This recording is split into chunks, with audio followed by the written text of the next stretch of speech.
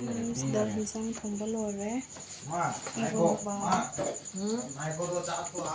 ꯌꯦꯔꯨꯝ ꯊꯣꯡꯕꯒꯤꯀꯣ ꯑꯗꯨꯗꯤ ꯏꯅꯥꯎꯄꯥꯅ ꯃꯥꯔꯀꯦꯠ ꯆꯠꯄꯗ ꯌꯦꯔꯨꯝ ꯂꯩꯔꯛꯑꯦ ꯅꯣꯡꯁꯨ ꯌꯥꯝ ꯀꯟꯅ ꯇꯥꯔꯤ ꯈꯣꯒꯦ ꯉꯁꯥꯏ ꯑꯌꯨꯛꯀꯤ ꯄꯅꯤꯔ ꯑꯗꯨ पनीर हैꯉꯁꯥꯏ ꯑꯌꯨꯛꯀꯤ पूरी पापा तुम चागिदे खिचड़ी खाया है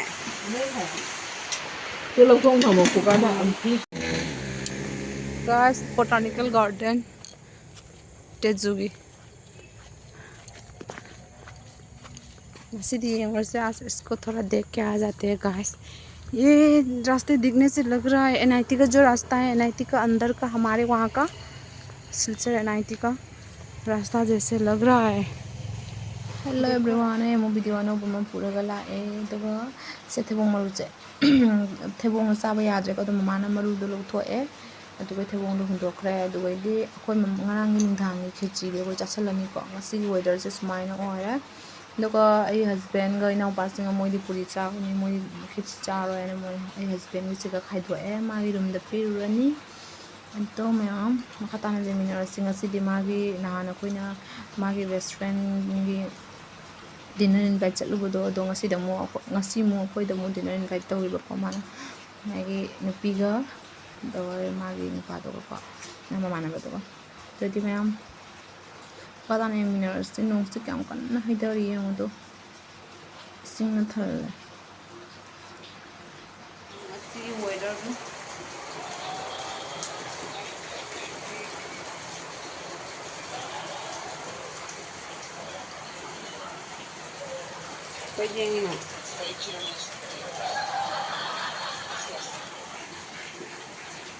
वेदर सिदा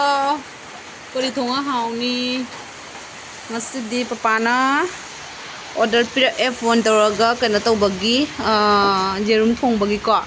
tadi inaupana market chappada yerum lerae nongsu yam kan tari khoge paneer paneer है की पूरी पापा तुम चागिदे खिचड़ी खाया है सोयना थम्मे येरुम थोंबगे सेना मेटपगी मोरokनेबको लोगसेना कइनोगी येरुम थोंब हाबनाबा गाइस आज अंडा बनेगा अंडा तो उसके लिए मैंने यहाँ पे अदरक और लहसुन यहाँ पे रख दिए थे कुट के और यहाँ पर प्याज काट के और ये जो है ये चटनी बनाने के लिए। अब यहाँ पे 2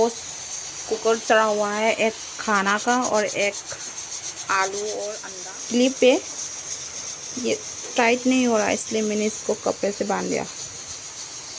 अगर ये लूज होता तो यहाँ पे सीटी नहीं आता, सीटी खुल जाता है।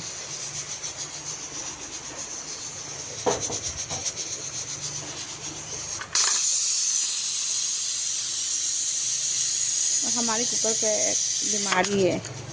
वो खुद से, ये बहुत पुराना कुकर है इसलिए खुद से सीटी मारना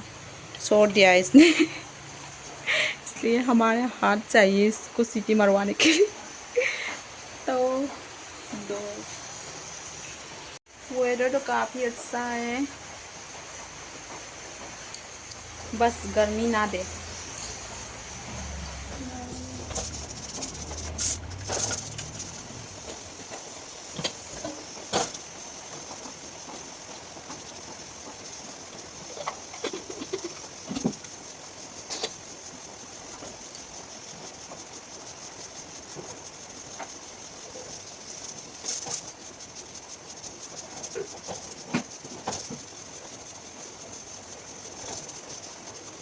ꯋꯥꯏꯆꯥ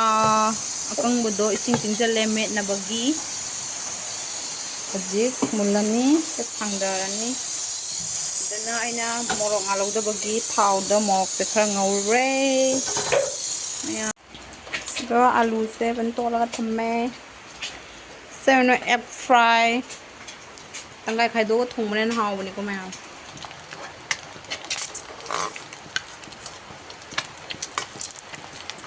ꯃꯔꯨꯝꯁꯦ ꯇꯥꯁꯜꯂꯝꯃꯦ ꯁꯦꯝꯕ ꯊꯥꯡꯁꯤꯗ ꯇꯥꯔꯦ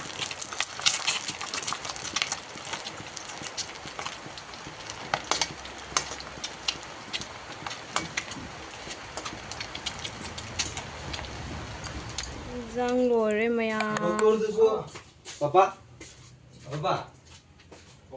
ꯑꯗꯨꯒ ꯃꯌꯥꯝ ꯍꯧꯖꯤꯛꯅ ꯅꯨꯡꯊꯤꯟ ꯄꯨꯡ 4:30 ꯁꯨꯃꯥꯏꯅ ꯇꯥꯔꯦ ꯑꯗꯨꯒ ꯃꯃꯥꯒ ꯑꯩꯒ ꯕꯣꯇꯥꯅꯤꯀꯦꯜ ꯒꯥꯔꯗꯦꯟꯗ ꯆꯪꯉꯨꯅꯦ ꯑꯩ अमूक चंद्रीबा लापदेको तो यंगस में मनुंग कमाई कमाई तो है तो गाइस ये तेजुका बोटानिकल गार्डन है जो ये पार्क में बदलने वाला है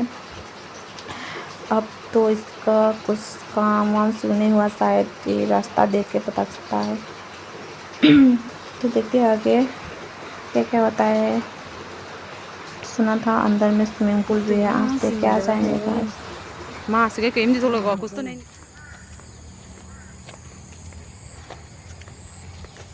कुछ ऐसा दिखता है नोंग तारंदगीको नुसा खरा साबा मतंदा लागासिगा क्या क्या एक्टिंग करके ए एक्टिंग अदई नुसिछु खानी तनी को लाइज का नाम लागते को मिच आदा मिच चेली दो वहां को आ रहा है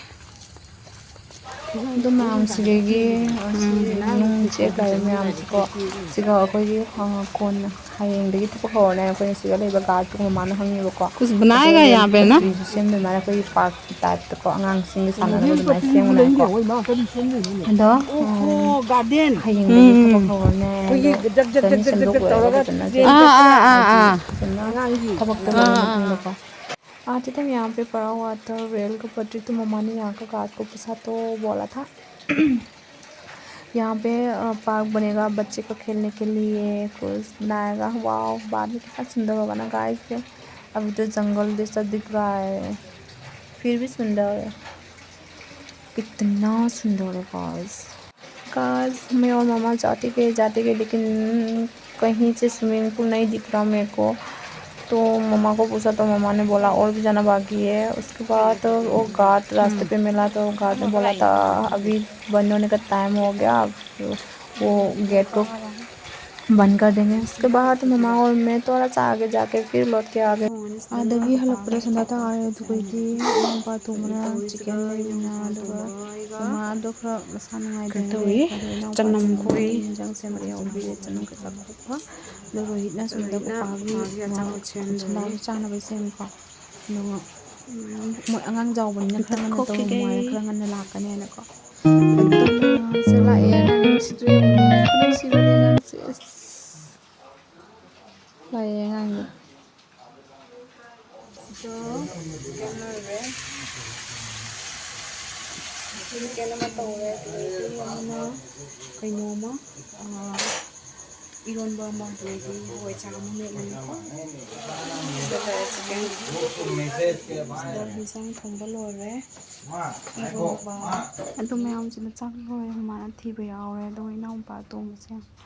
कंतुइको माना कोलिका लोय नुंदांग फेंदो में चाक चाबा लोरका काक सेंबो खोपसे मैम यावबे ओने हेल्प याम ओरेबको तो मैम ngasi video से साइड से चला गया ngasi bye bye love you all next video नो नर्स